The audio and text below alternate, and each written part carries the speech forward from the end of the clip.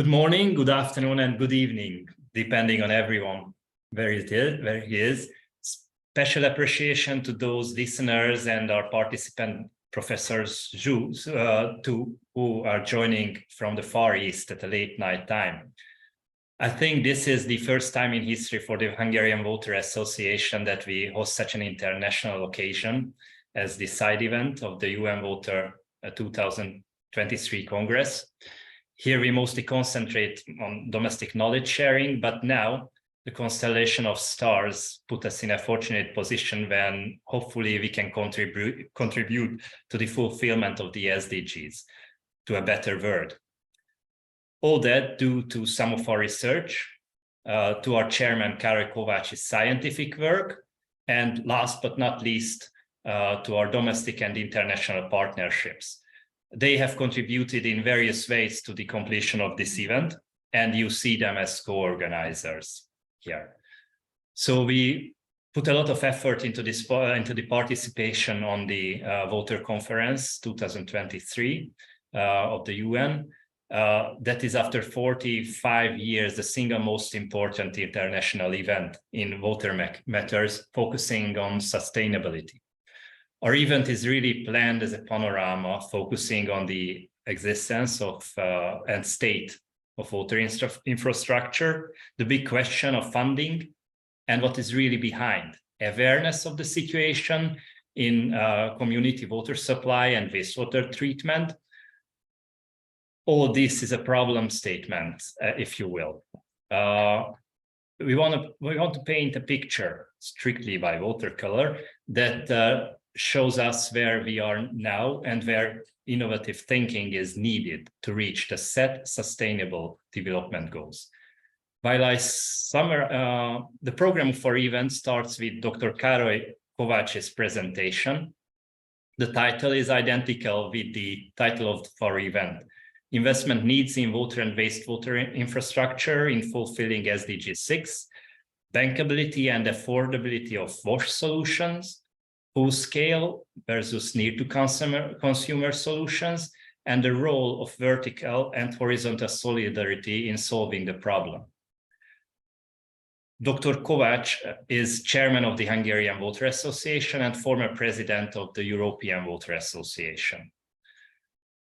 After his presentation, I would like to ask Johannes Lohaus, Secretary General of the European Voter Association and also the German Voter Association, to introduce briefly the EVA. We would also like to ask some questions from Mr. Lohaus to get the perspectives of European voter matters. Later, I want to ask Lydia Lariba-Yuba about the situation in Africa. She is joining us from Ghana, and she's representing the Green Africa Youth Organization. Perspectives visible from Asia will be unfolded by Professor Zhu Ziguang, Director of ASEM Water Research and Development Center. And finally, in representation of the future generation, we will ask Luca Jendrek, Youth Delegate for Water at World Water Council, for Europe at World Water Council. I want to draw your attention to the possibility of asking any questions from our participants. You can do that through the YouTube comment section. Our colleagues will collect and group the questions, and we will ask our participants at the end of the event in our questions and answer sections. Thank you for your attention, and now let me hand over the stage to Dr. Kovács, presenting investment needs in water and wastewater infrastructure in fulfilling SDG 6. Dr. Kovács, please. So I am sharing. I hope you can see the presentation. And thank you very much, Balint, for the introduction and the moderating the event. And indeed, what we have experienced, not only in Hungary, but also on the European level, and being also active member in the Eurasian Water Cooperation in ASEM Water, and being also active in in consulting, in developing partnership, and also constructing water and wastewater facilities in Africa. We are experiencing the big question about how much we need to invest in water and wastewater infrastructure, sanitation infrastructure, in order to fulfill the SDG 6. And then we also face the question, the shortage, the financial gap. And we see also how private participants would like to participate on the one hand side, but on the other hand, we face also the immense volume of capital that would be needed, and the hardly manageable bankability, and on the other hand, the affordability limits and limitations of the population and consumers. So let's start with immediately take a look at what the United Nations Environmental Program, city level decoupling, is predicting what we will need for urban infrastructure development. And there we see also transportation, aviation, energy supply as different sectors, and we can be surprised that for water and sanitation we need to invest more than for all the others, and these are thousands of billions of US dollar, 22.6 trillion, 22.6 thousand billions of US dollar, what would be needed. Well, we will come back later to how to translate and how to have a feeling and an imagination about how much it is. But please keep in mind, this is foreseen only for cities, not for rural areas. So with this 22,000 billion US dollars, we would not solve the problem of the whole world. People might believe that in Europe we have a better situation. The region is richer. We have infrastructure in place in good many countries, but we can say, and we have to say, that even in Europe we have severe problems with the financing. It's underfinanced, the reconstruction of existing and aging infrastructure. We have conducted research on European level, which is showing that the replacement, reconstruction of the networks year on year is far less than 1%, down to 0.01 percentages, which would mean up to 1,000 years or over 1,000 years to wait until the networks and the pipelines are reconstructed. Not inclusion of capital costs into tariffs because of affordability limits. We will see how this looks like.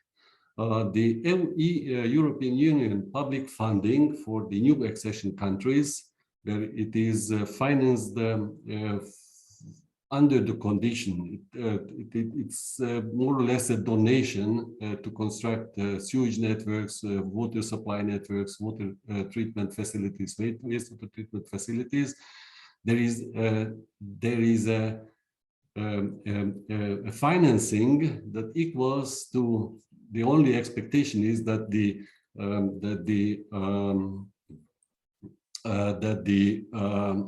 sustainability of the infrastructure is provided, which means that the invested capital, the depreciation should be collected, which equals, in case of networks with a life expectancy of 50 years, 2% per year of the initial capital that should be put and integrated into tariffs. But even in our rich regions, it is hardly provided. In good many cases, even this depreciation is not part of the tariffs. So how can then we expect that in developing regions, financial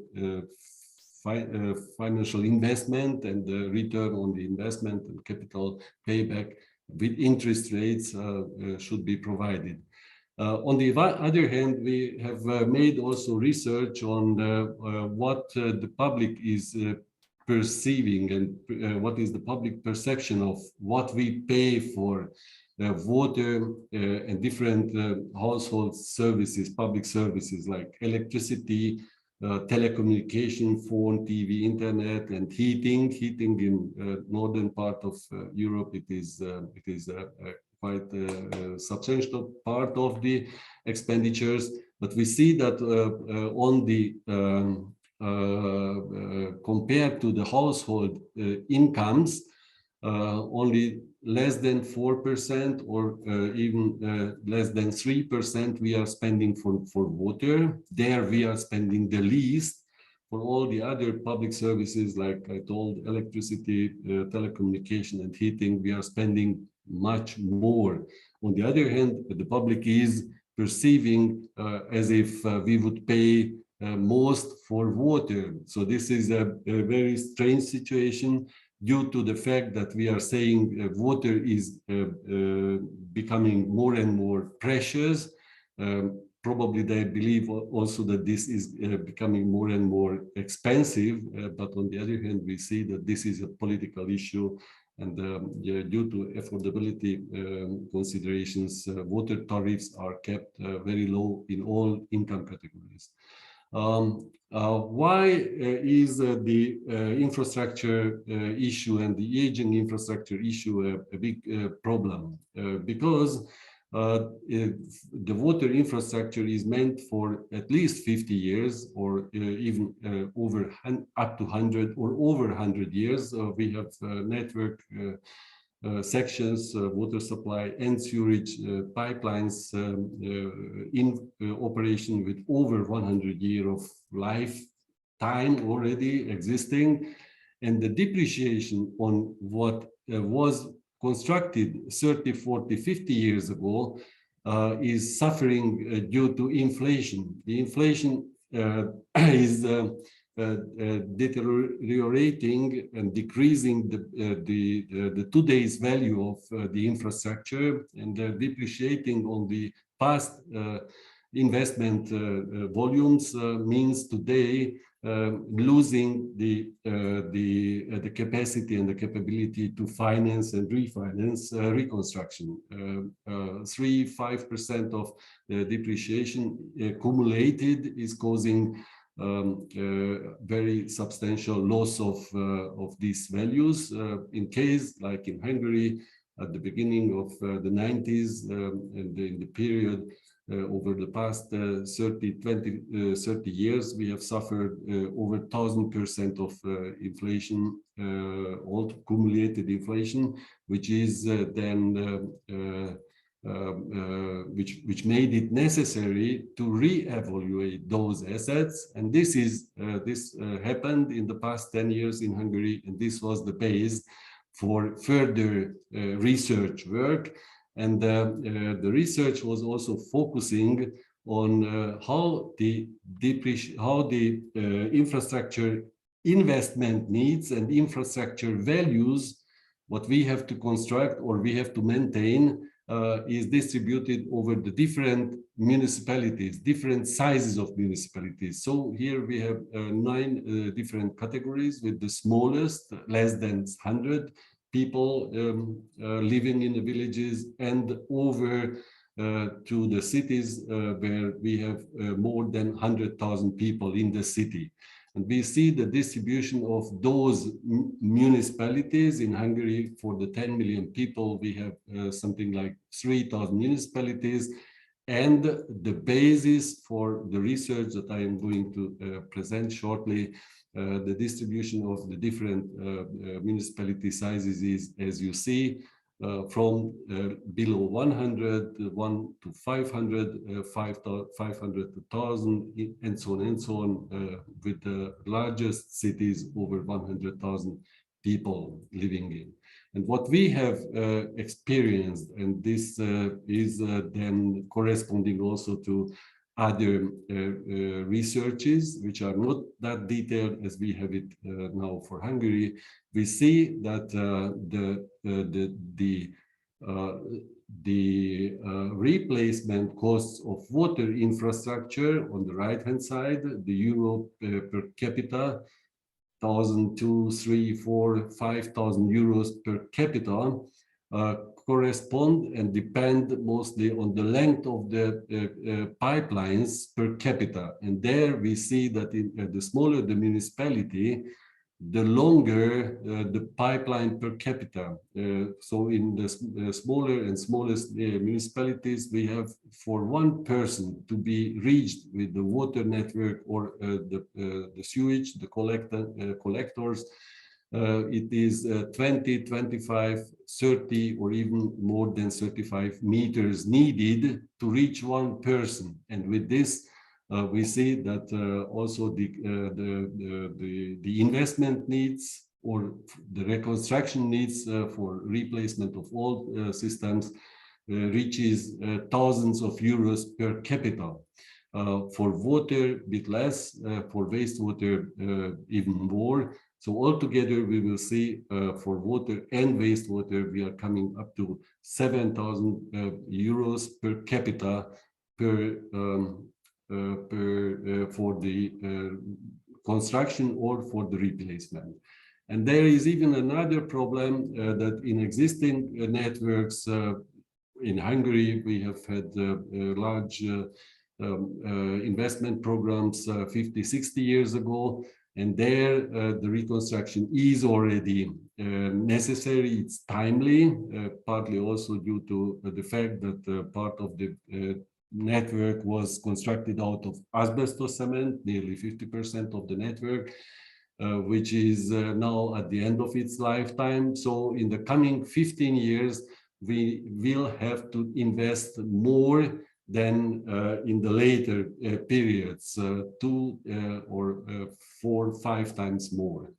And there is another aspect when we compare the income situation then with the permanent line, we see that the municipalities moving to the cities, the income is becoming higher and higher. So in small municipalities, the income situation of the population is worse than in larger cities. And then the value of the average price of the households, of the sold flats or houses in small municipalities is less than in larger cities. So what we see in the smallest municipalities that the fact that we have water supply and sanitation in place, it's making up to 70% the value of the sold flats themselves. So it is very expensive, and there we will come later to the question of the necessity of solidarity, whether people living in large cities need to be and behave solidarity to smaller municipalities. In other sense, whether the richer world needs to be solidar and exercise solidarity towards the population. So how we can call this water and sanitation situation in Europe or in the developed world, we can say that it's full scale or nearly full scale. In Hungary, 97% of the population is connected to water pipelines, and 87% is connected to sewers, and at the end of all sewerage, there is a wastewater treatment pipe. But what does it cost? It costs 1,500 to 7,500 euro per capita. That's the cost of investment or the cost of replacement. And out of it, 75 to 80% is are the networks. So the main and the most substantial expenditure goes for the networks, distribution of drinking water and the collection of wastewater, and the tariffs and the collection of service prices goes 85 to 170 euro per capita per year operational costs, mainly not including the replacement. And for a second, let's come back to this 22.6 trillions or 22,600 billions of US dollar, impossible to fund or invest. But if, and especially, and also to perceive what a capital volume is it. But if we divide by the 6 billion people that is predicted in the report, by 6 billion, then we are coming to 3.5 to 4,000 US dollar per capita investment needs. And there we can see that if in Europe we were not able to integrate these capital costs into the tariffs, because we have seen it, that it is not included, and we are facing funding gaps and financial gaps, then how can we expect it from the world that infrastructure development will be bankable and private investors will come and enter and then they will solve our problems? So it's hard to be expected and hard to be managed and hard to be funded. So what other solutions can be if we want to solve the SDG problems, provide healthy drinking water and provide safe sanitation? So there are solutions, existing and proven solutions. Also the financial figures that I will share with you are real numbers, near to the consumer solutions, not with distribution networks, but on the spot. With wells and purification units that are providing then the healthy water, drinking water, and with the collection of septic sludge by trucks, and then not letting them into rivers, lakes, and forests to be emptied, but bring them to a proper wastewater treatment plant, where then we are cleaning them and we are protecting the environment and providing the safe environment. So to provide safe drinking water, at least the 3 liters per person per day, affordable and healthy, and to provide proper collection and treatment of the wastewater, liquid waste, the septic sludge. There on the picture you see the effluent leaving the treatment facilities, which is European standard.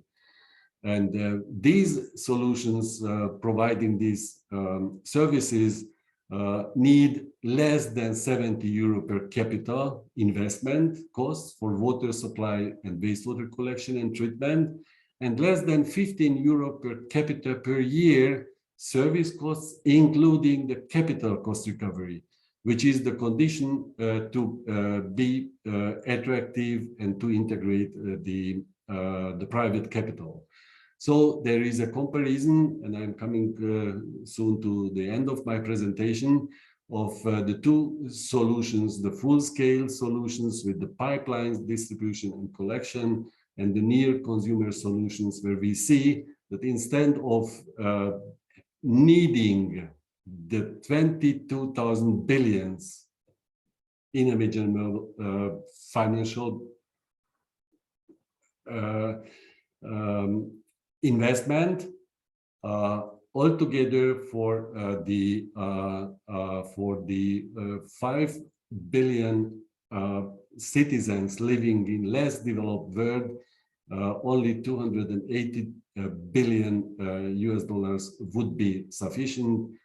Investing into drinking water less than 25 euro per capita, and wastewater collection treatment 45, and a yearly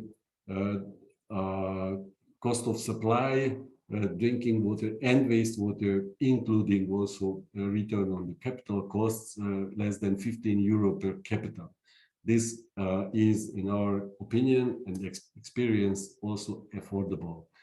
The impact of this implementation would be a reduction of required investment capital by nearly 99%, safe drinking water provision for less than 5 euro per person per year, for the waste water and liquid sludge purification, less than 10 euro per person per year, affordable wash services, and return on invested capital, involvement of private capital. And about the readiness of the population to support uniform water pricing introducing uniform for large cities and small municipalities. We have conducted the research in Hungary, and what I can tell you in average, and this would be a message for our politicians, that the majority, the vast majority, 75, up to 80% of the population would support the uniform water tariffs as a tool for the horizontal solidarity. And over 80% of the population would and have expressed the readiness to go for the reconstruction of the aging infrastructure, even though they know that this would cost additional money, but they would like to start the reconstruction and not to let to the future generations the reconstruction of the existing infrastructure, and not to let the investment where it is needed to protect the water resources against pollution in case of municipalities and regions where sewage and sanitation services are not in place. So we are coming to the conference where the water, clean water and sanitation is in the middle of all the SDG goals.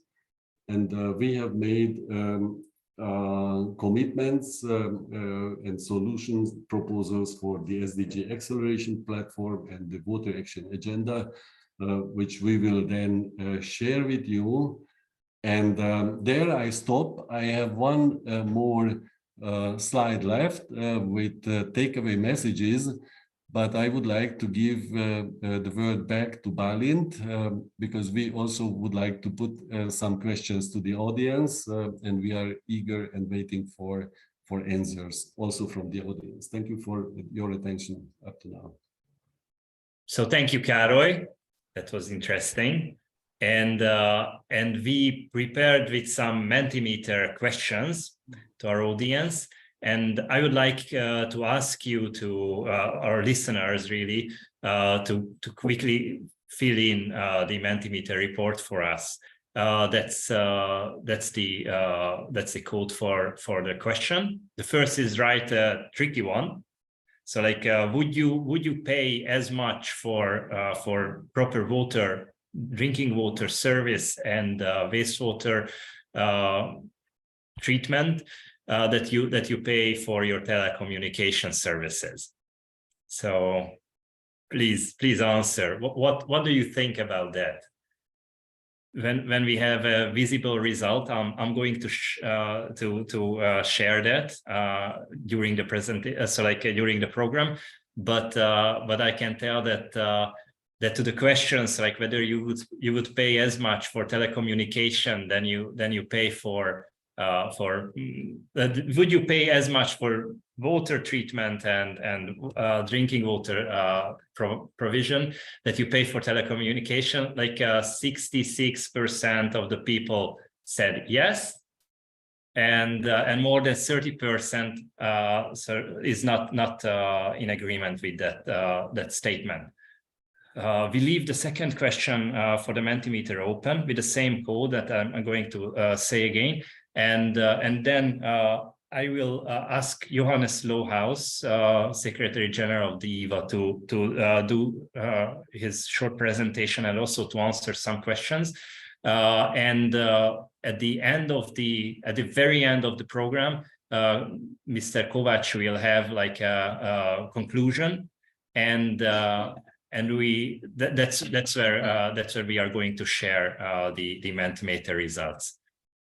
And I would like to ask Mr. Lohaus to briefly present the IVA and its activity in Europe, and also I would like very much to him to answer the question: what is really the so what is the extent of the problem of aging infrastructure in the EU? Yeah. Please, Mr. Lohaus. Yeah. Thank you very much for the nice introduction and for the opportunity to say some words about the European Water Association. I think we are perfect time to speak about water 2 days before the water conference, but also 2 days before the World Water Day.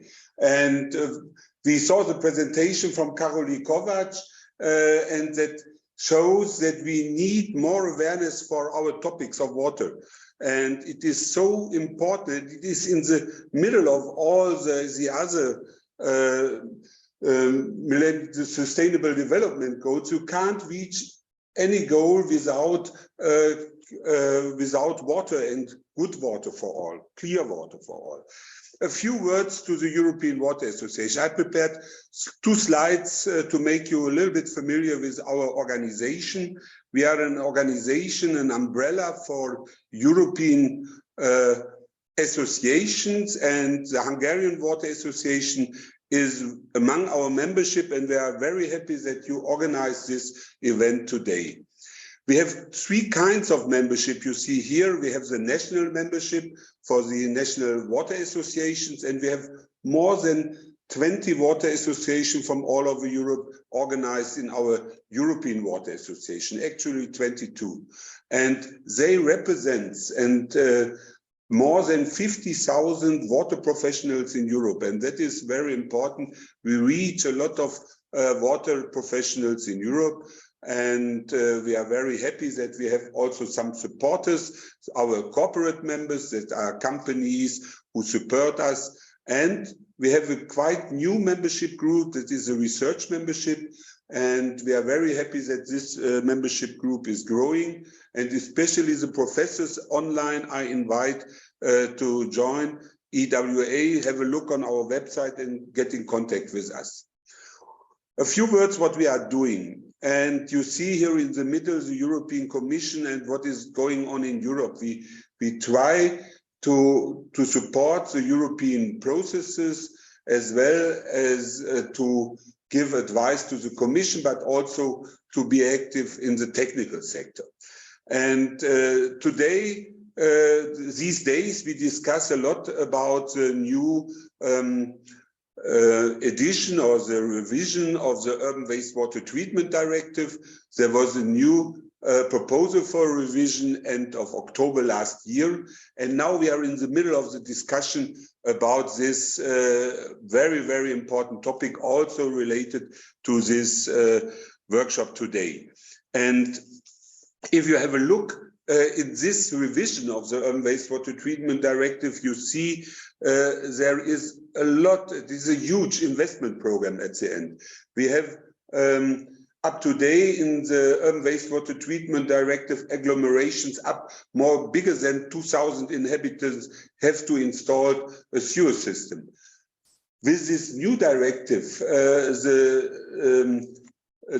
line will be lower. It will, agglomerations up to 1,000 inhabitants have to set up a sewer system. And we saw in the presentation from Karoli Kovac that in Hungary, 20% of the municipalities are between 1,000 and 2,000 inhabitants. So that is a huge investment program, this new revision. And have a look on the requirements to clean up the water. And we support this in general. There is a need for a better cleaning of water in Europe and a better purification of the wastewater effluent. But there are also the values are much stronger than before. And of course, we are 30 years later. The actual treatment directive is from 1991. So we are 30 years later, and there is a need for a step going on and to a need for more purification of wastewater in Europe. And last but not least, looking at the rainwater section, also there you see it will be a huge investment program. And therefore the topic of this webinar today is so important, then at least we have to finance all these infrastructure. That is at the end. A last word regarding what we are doing. We are not only commenting to the upcoming regulations in Europe, we also bring the professionals together, and we do it with conferences, webinars, and meetings. And one of our very important conference is our water symposium at each IFAD. We now start to prepare the next IFAD 2024, and you are all invited to join our program. And please have a look on our website, register for the EVA newsletters, and you will be informed about upcoming activities, especially our events you can take part, and have from time to time a look on our website. You see the address is on the screen, and we are very happy to contribute today to this workshop, and thank you very much for your invitation. Thank you for your thoughts, and you very briefly mentioned one thing, and I want to ask about that. So you said like what an important problem is like financing water infrastructure, and what do you think about the source of that finance? So can it be? So do you see any chance for private capital to dig into this matter, or are you convinced that private capital doesn't have really a place in financing water infrastructure as a hard like network and wastewater plants and stuff? I think what is important at the end, the infrastructure must belong and must belong to the public sector. So I can imagine you can involve private money, you can make programs, you ask companies to install an infrastructure, operate it sometimes, and then hand it over to the public. But at the end, the municipalities, they have to, and the citizens, at the end, they have to pay the bill. And if you have a private company in between, that might be a solution if you have, if you need money, but on the long run, it must be in the hands and in the ownership of the public sector. There I'm very convinced. And some thoughts.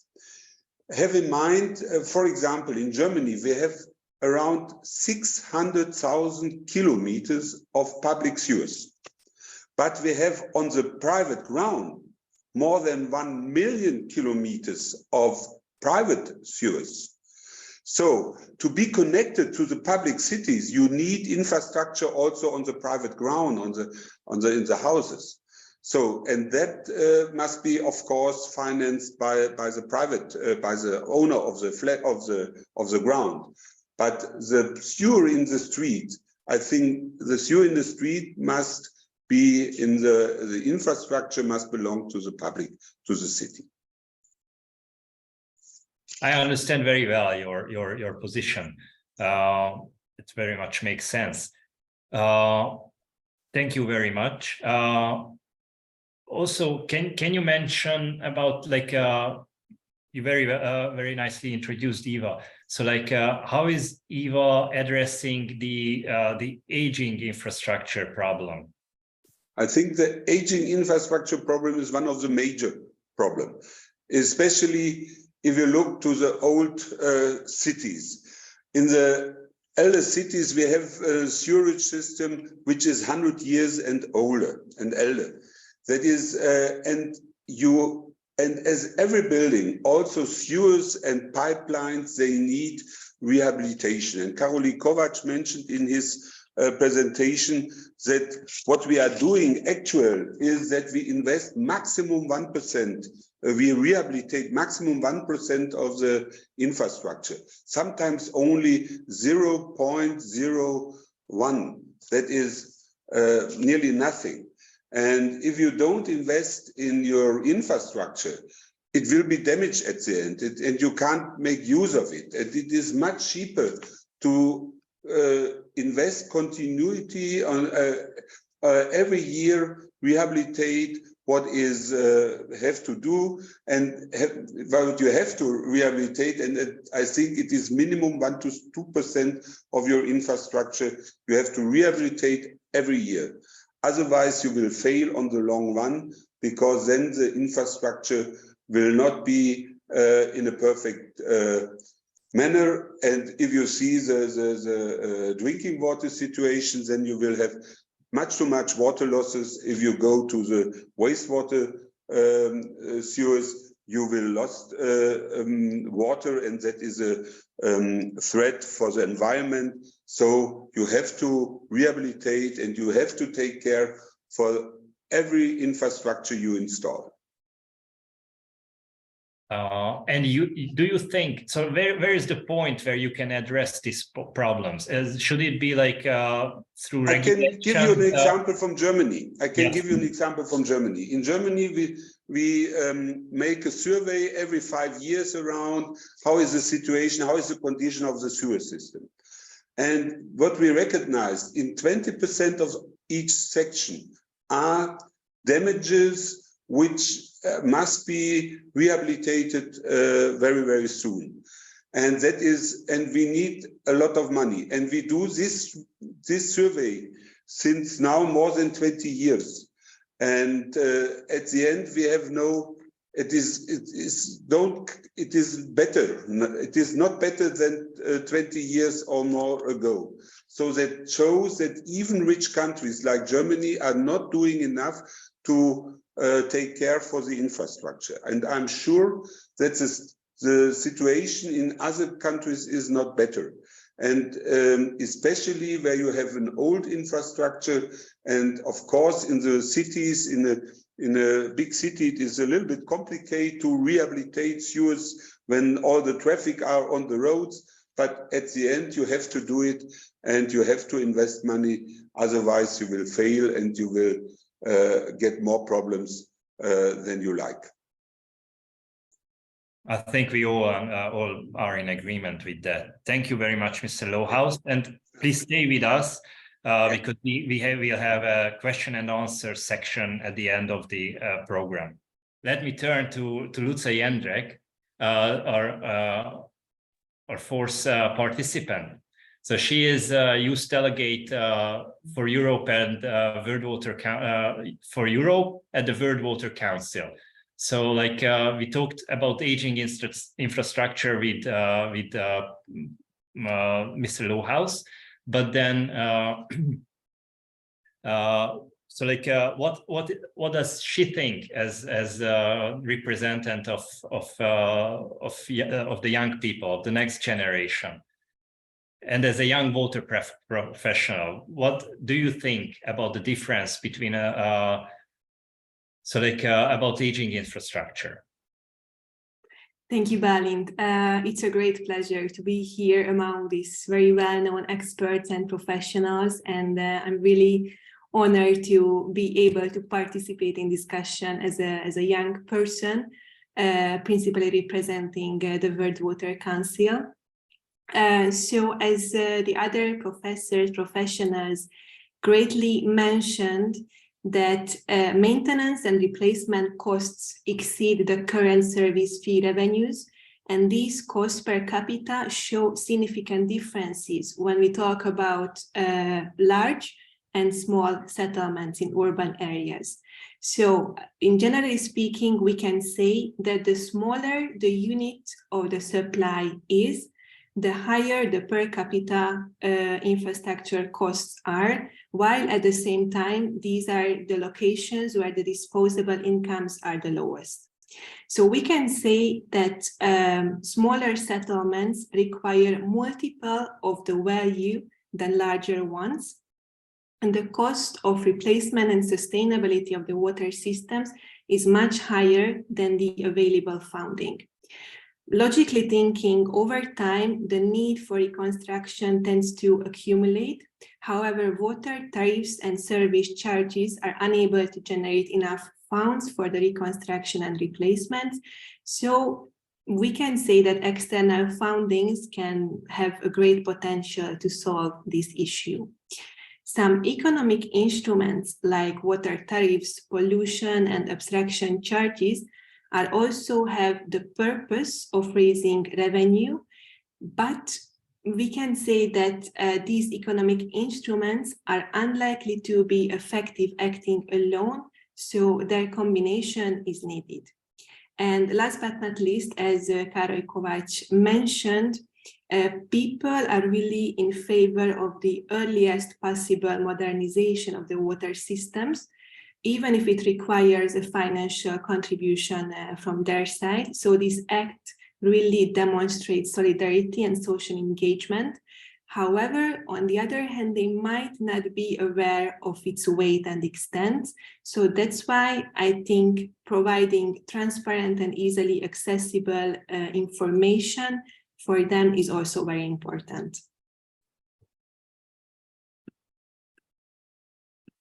Well, thank you, Luca. That was interesting. So what do people think about small and large settlements? So like the differences between the costs of both.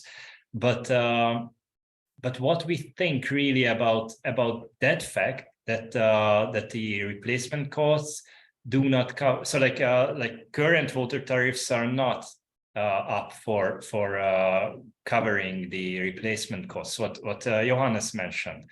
So like that would really induce a quick and big raise of the tariffs. What do you think about that as a young professional? So like how should those funds be collected for the future reconstruction? Yes, so in my opinion, there are different ways how it could be addressed. For example, we need to put more emphasis on the improvement of the effectiveness of the financial systems, and more capital mobilization is needed from various resources. For example, blended finance as an innovative financing method can be a solution for that. What is really blended finance? Blended finance means that we blend and combine and mix different financial means, let it be grants, concessional and non-concessional financing tools from commercial sources, and usually they work well in developing countries, and they really have the potential to meet the sustainable development objectives. So you see that as a solution for developing countries?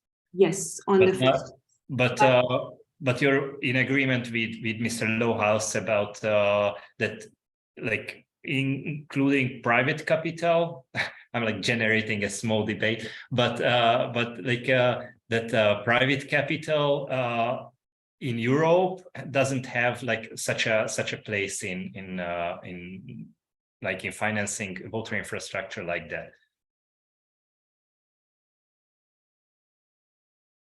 So you agree with Mr. Lohaus? Yeah, I do. And I recognize the question. And I see that Mr. Lohaus would like to say something too. Yeah. I would like to add something. We heard from Károly Kovács about the connection rate in Europe. We have a very high connection rate to the public sewers and also to the public water supply. So that is a very different situation, like in a lot of developing countries where you have nearly no connection rate to public installations, only in bigger cities. And when you are in the rural area and there is no infrastructure, then there are also no persons who can operate and can go and can work with this installation. So if you have to set up a new infrastructure in a region where you have no experiences how to run such installations, then it makes sense to include private companies to design, to build, and to operate for a special period these installation, and then have a hand over to the public.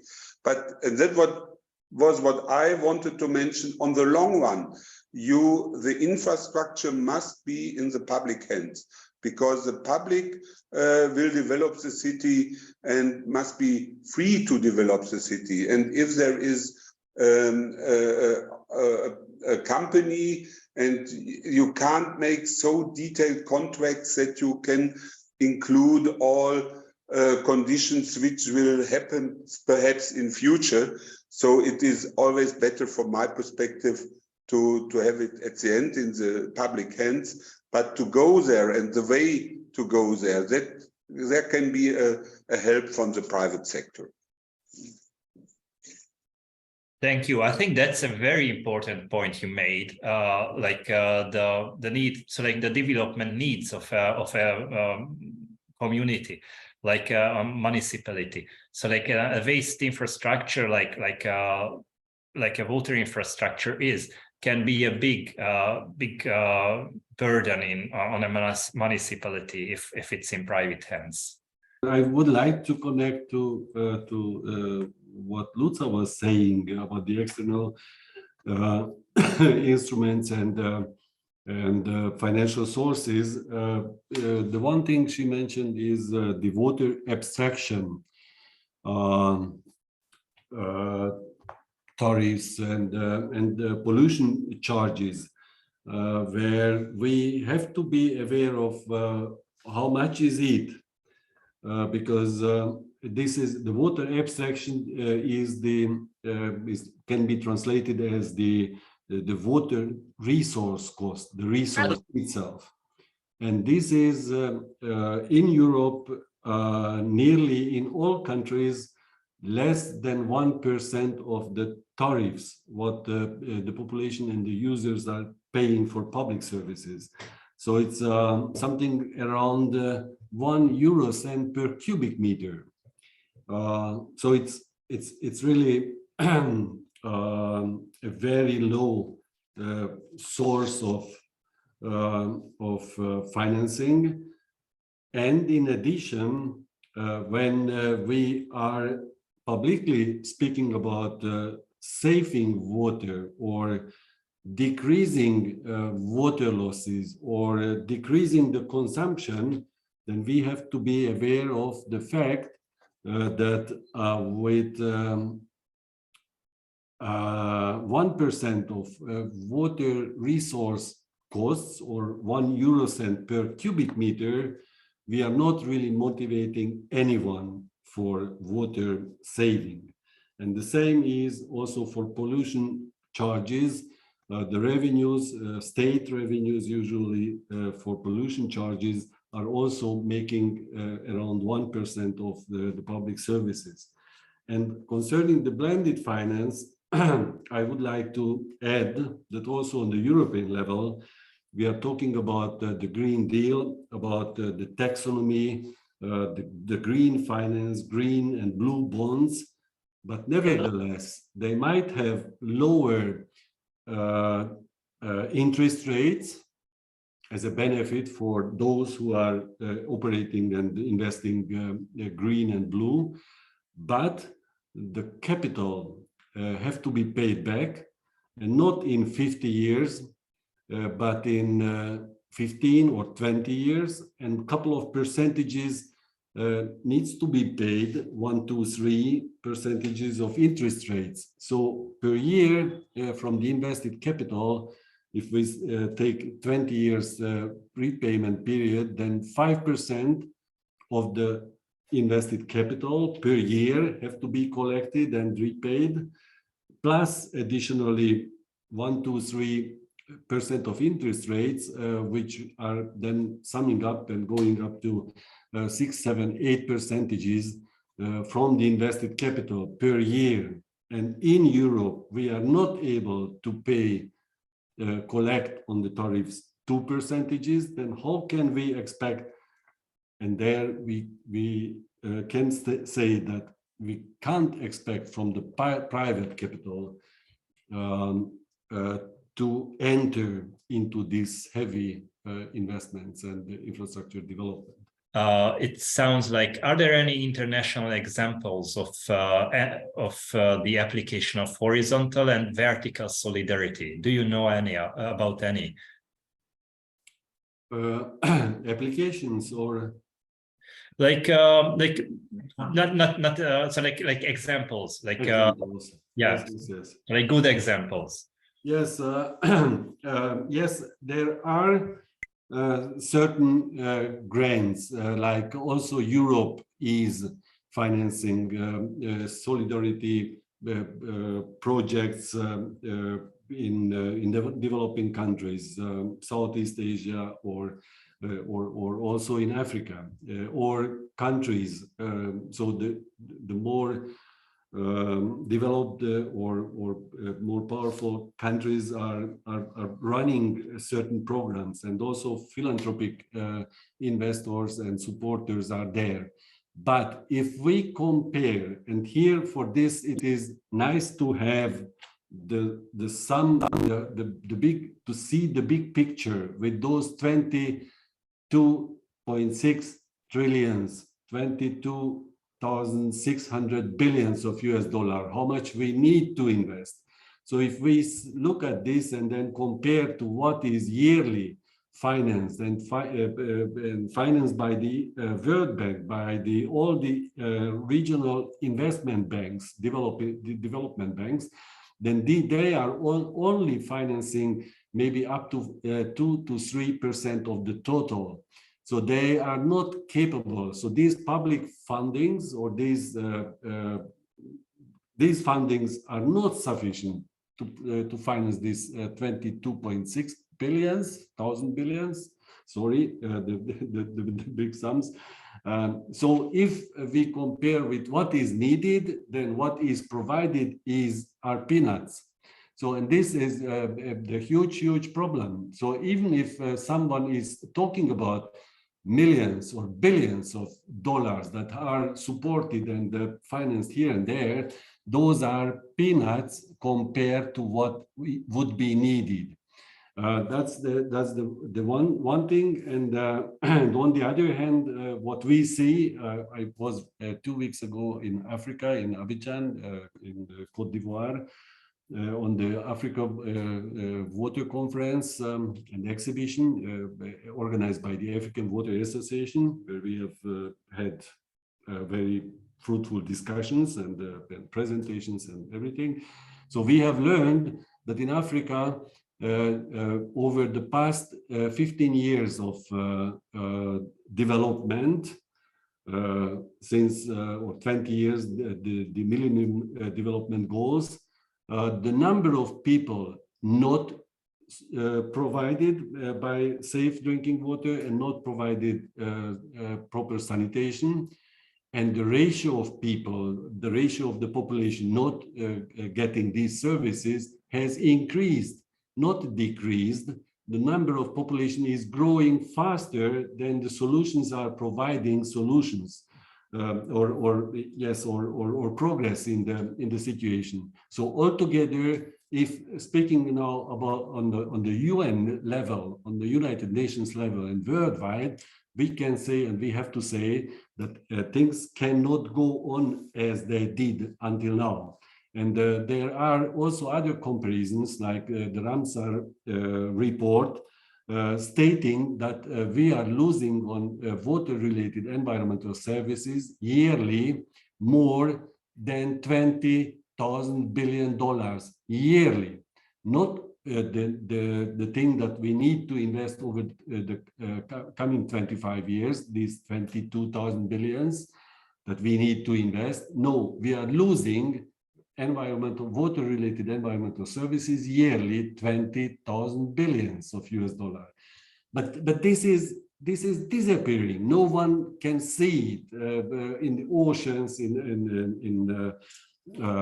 in surface waters, underground waters, etc., etc. There are the problems growing and growing. But once again, coming back, to translate these unimaginable sums to per capita, and we were talking about dividing by these 22,000 billions by the 6 billion people expected to be living in cities by 2030, we can say that the per capita $3,000 to $4,000 per capita to be invested does not exist, and there are alternative solutions needed, and those solutions we have to focus on, otherwise we are losing the battle. That's the short statement, but I'm coming back then still with some messages. But we see and we welcome our colleagues from MaSzeSz. Yeah, so it seems that we have Dr. Professor Zhu back. So Professor, I want to very much like to hear what's your opinion about horizontal and vertical solidarity. So like generational. How does it look like in Asia? Like, what's your perspective? Thank you for this. The network I mentioned in the first question is also a manifestation of the role played by horizontal and vertical solidarity in fulfilling SDG goal. In particularly, SDG 6, we can see that the largest problem confronted by us now is still a lack of effective mechanism or system as inclusive as to cross different spatial and generation.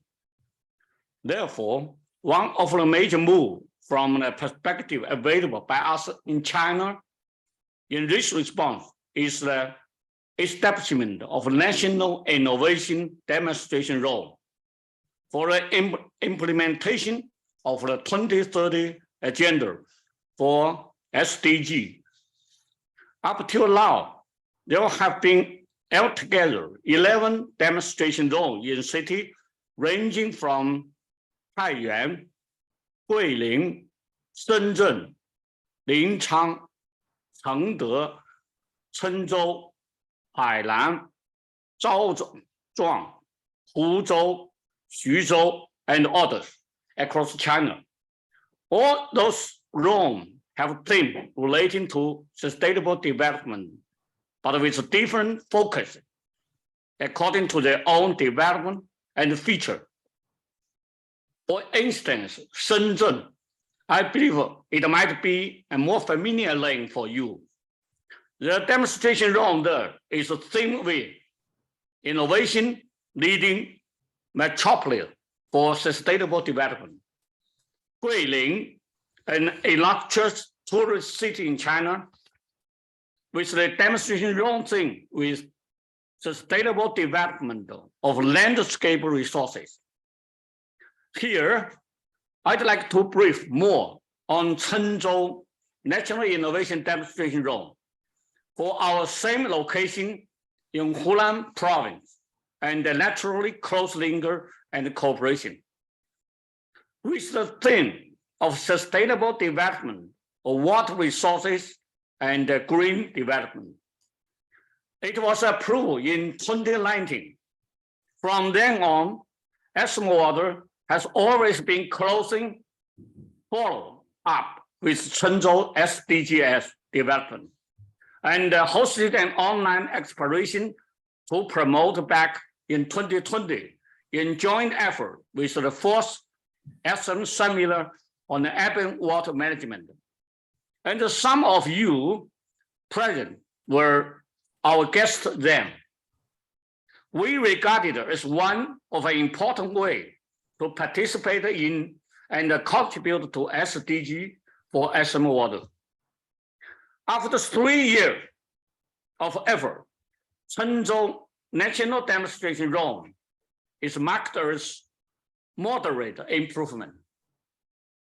Among all the 17 goals, SDG 1, 2, 3, 4, 6, 7, and 13 have been performing relatively better. and should be kept with the sound list. SDG 5, 11, 12, and 16 have been stable with the most potential for better improvement. Whereas SDG 8, 9, 10, 15, and 17 are relatively weaker, though it has tended better constantly according to the evaluation on the SDG progress. Improvement pace is slower than expected. That should be upgraded with more focus and strength. For SDG 6, the thing we are discussing tonight, taking one nation, one policy as a key. Chenzhou protects Dongjiang Lake in a systematic way from a mechanism, ecological construction, and making use of science technology. Another case is the sustainable development of cold water resources in Dongjiang Lake. Due to the time limit, I want to expound in detail. We are now preparing an SDG forum in China this year, maybe in a latter half, including a roundtable meeting to convene representatives from all these 11 national innovation demonstrations for SDG discussion, exchange, sharing, and demand publicity. Here, I'd like to sincerely extend my invitation and welcome to all of you at present and beyond to come to attend and also visit Chenzhou City in person, seeing and feeling the specific practice and experience of SDGs. Thank you, and I'm looking forward to many more exchange with you after this event and meeting you face to face in China. Thank you. 下面下播你要跟一下啊，听他们的话有点困难。Thank you, Professor. And like as we talked about aging infrastructure here, like what is the state of the water infrastructure? So like we have aging infrastructure in the developed world, in Europe, in America, that we know of. But how is it in your country? So like what's the state of water infrastructure there? 问您的是有关于老化的水基础设施，比如说在他们的欧美一些国家，他们的一些基础设施、水基础设施都已经老化了。像在我们现在国家水基础设施方面是什么样的状况？你来翻译吧，这个翻译太难了，你来讲，我来讲中文好吧？你讲。I'm sorry, because this question is very difficult to Professor Zhou to express in English, and I would like to make the consecutive translation for him. Is that okay for you? Yes, no problem. Okay. 这样的，你跟他讲，我们国家基本上是3个步骤来完成他刚才讲的这种过去的这个老旧基础设施的更新。一个呢，就是说我们有Okay, there are 3 steps in China to improve the aging water infrastructure. 我们国家是按照5年1度来做计划，所以我们所有的过去陈旧的基础设施，在每一个5年计划结束的时候，对它进行评估，来决定下一个5年计划的预算。So first we have the Chinese 5-year plan, and after around 5 years of operation and the utilization, all the aging infrastructure shall be inspected as a whole to make the next 5 years decision and the financial budget around this aging infrastructure. 第二个方面呢，刚才我注意到你们用的2种 solution， 一种是 full scale， 一种是用的那个 real consumer solution。我们国家来讲呢，更多的可能是采取这个行政主导的方式，来从上至下的来对这些东西进行维护和提升。So Dr. Kovic just mentioned that there are 2 ways of the maintenance and the solutions. One is full scale and the other is near to consumer. And in China, we mainly take an administrative way and adopting the top to bottom measure to maintain and further improve the infrastructure. 在中国呢，就是第三个方面呢，就是在中国的这个尤其水利水的是有方面的基础设施建设呢，是摆到了这个基础设施建设的很重要的一个方面。所以来讲，我们随着中国经济社会的发展，会因地制宜的为每个地方每一个5年会增加对它的投入和解决前面没有解决的问题。谢谢。 And in China, the water resources infrastructure is among the top infrastructures that lead our government's investment. With the development of the economy and society, Chinese government shall adopt more tailored and customized solutions, such as the 5-year plan and according to the different situation of the different regions to increase the investment and the other need to offer the solutions in China. Thank you. Thank you very much. Thank you. I have here like it's a little bit different question, but as our time is running out, I really want to ask it from Mr. Lohaus. And he mentioned actually the Urban Water Directive. So like, how much of a challenge does it mean, the renewal of the directive, Mr. Lohaus? The renewal will be a huge challenge also for the Commission. Now the proposal is on the desk, and I expect that within the next, I think, 2, maximum 3 years, it will come to the European law, and then we have 2 years after to transmit it into the national laws in the European countries. So I expect that the new requirements of this revision, and it is really an ambition revision, will come into force in 5 to 6 years. That is my personal expectation. Is that what you meant, or Balint?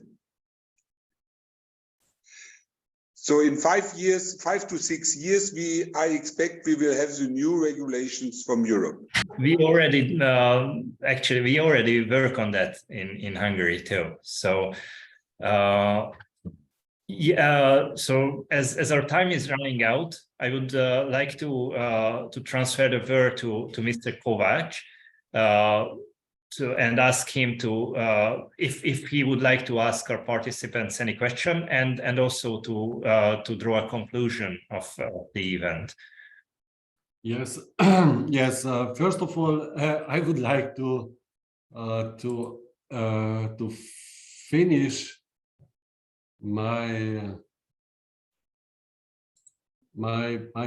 presentation with the messages to take, and I didn't finish it at the beginning because there is one of the messages concerning and regarding the one of the questions in this matrix something.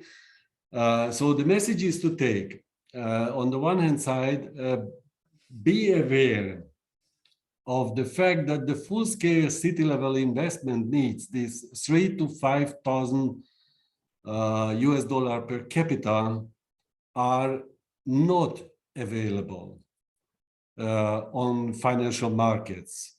Even state budgets, as we have heard it and learned it from China with the top bottom investment planning.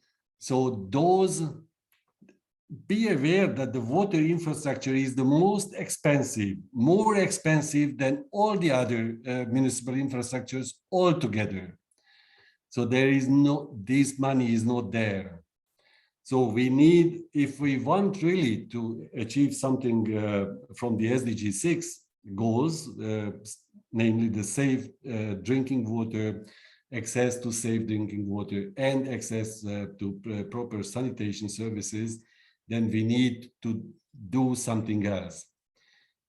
And so I'm calling to support us, all of us, who have a say and in communities, professional and political and citizens organizations, wherever we are active, to support the near-the-consumer solutions which are affordable, sustainable, and bankable.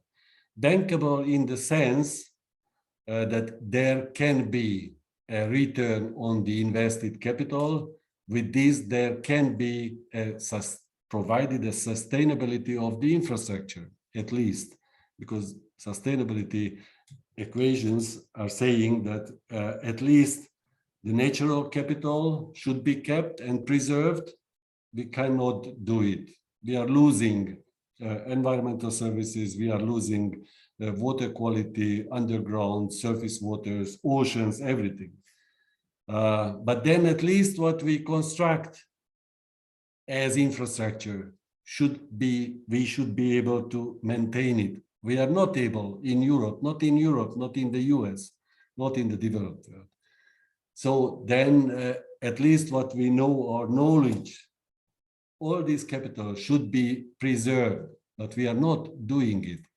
So we should invest into something that is helping to provide safe drinking water and proper sanitation services in a way that there is a payback on the invested capital, providing sustainability, at least of the infrastructure.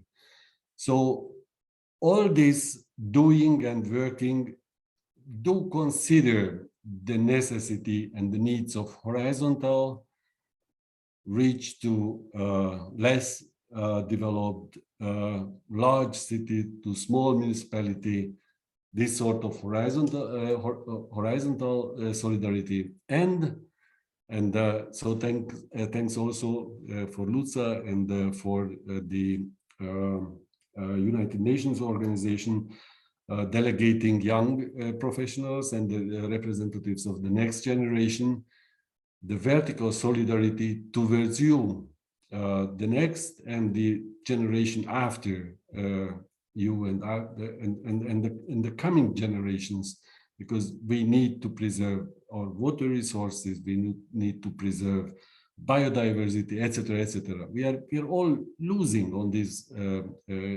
arenas and levels.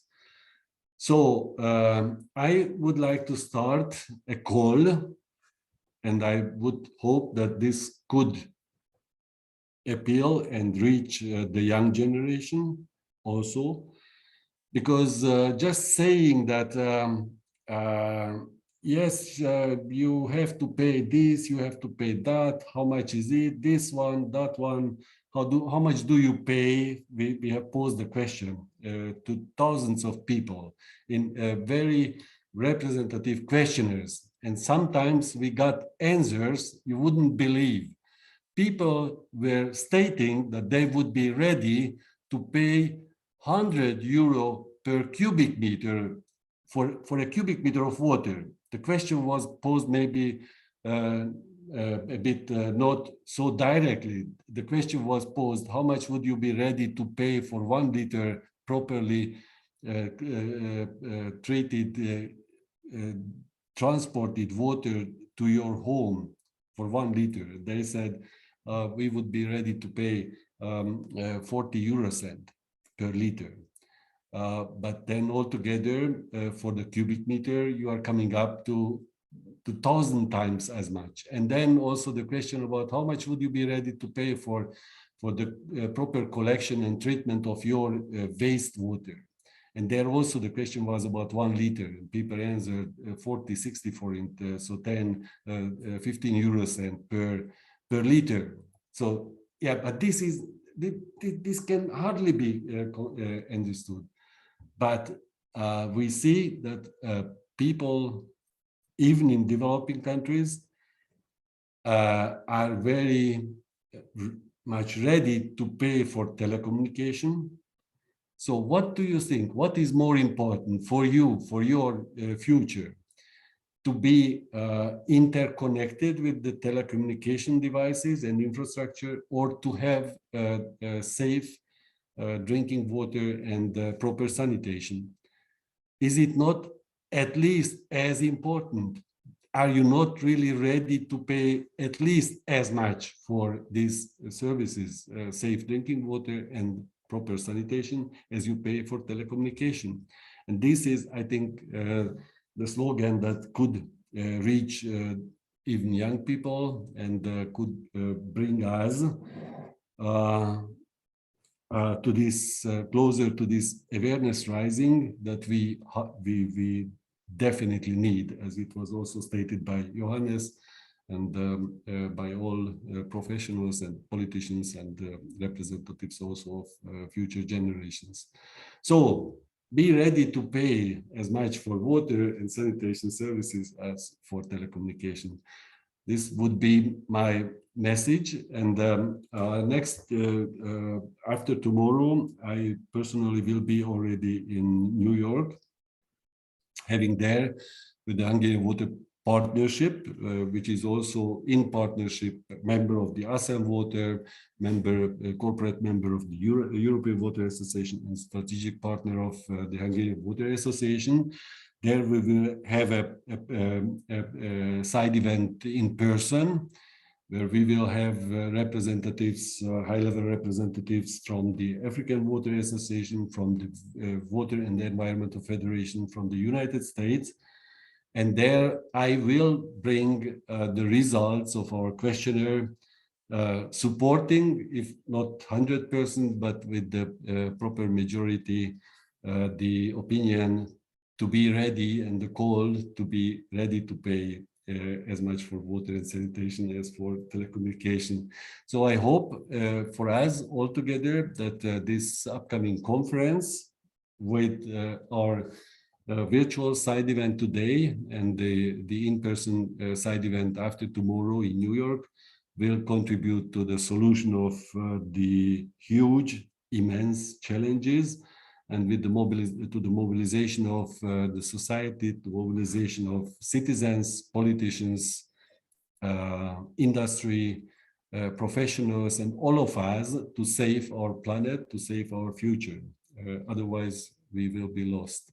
We are doing our best. And thank you for all for the participation in the panel, and also back home in front of the monitors. Thank you very much.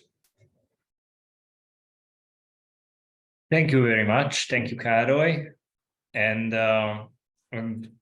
I hope there was something for everyone to bring home from this event, something that would change our understanding of our current complex situation. I want first to thank our participants for sharing their thoughts with us. Dr. Károly Kovács, Johannes Lohaus, Lydia unfortunately couldn't join us, but Professor Zhu was with us, and Luca Jendrek. Thank you for your contribution. I also want to thank our co-organizers for helping us in creating this event. European Water Association, the Blue Planet Foundation, Global Water Partnership, Hungary Foundation, the National Water Works, and the National University of Public Service, actually the Faculty of Water Services, Business Council for Sustainable Development in Hungary, and ASEM Water Resources Research and Development Center, Hungarian Water Partnership. So, and much appreciation and big thanks to my colleagues who facilitated both the preparation and the smooth run of this event, Andrea Kali and Ágnes Tompos, Vice President of the Hungarian Water Association, Veronika Major, and Zoltán Mandácskó. I wish everyone achievable goals, constant development, and a sustainable future. Thank you for being with us today and tonight. Thank you. Goodbye. Bye.